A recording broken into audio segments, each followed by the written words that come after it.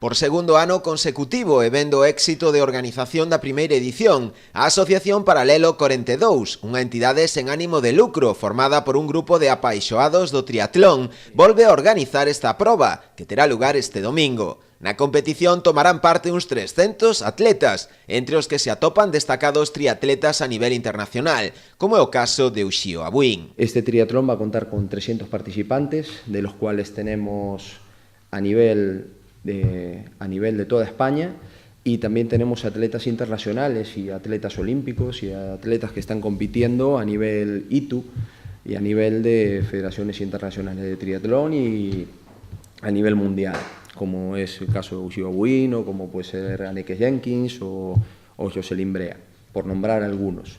Pero lo fundamental también es que queremos tratar a los que nos llamamos populares, por decirlo de una manera, de la misma manera que a un corredor profesional. Na proba, que se disputará na modalidade de sprint con saída única, terá como inicio e chegada a Praia do Areal, espazo onde se sitúa tamén a zona de transición. 750 metros en la parte de natación, en un circuito totalmente cerrado y de boyas.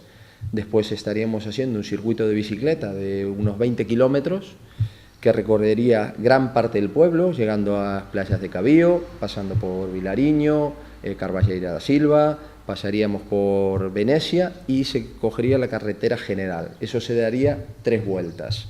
Para completar la prueba, con 5 kilómetros de carrera a pie, donde se darían 2 vueltas a lo que sería el muelle comercial y el muelle del náutico. Durante a carreira, entre as 10 e a 1 da tarde, por motivos de seguridade, boa parte do casco urbano estará pechado ao tráfico, razón pola que tanto a organización como tamén o Concello piden disculpas aos veciños polas molestias que poidan causar. Dende o Concello queremos pedir disculpas á veciñanza por todas as molestias que supón o corte de rúas, pechar rúas para o desenvolvemento da proba, pero, bueno, pensamos que vale a pena e que, bueno, será entre as 10:30 ou un pouco antes, non? Despois nos explicará Ricardo, pero a proba é entre as 10:30 e aproximadamente as 12:30 da mañán.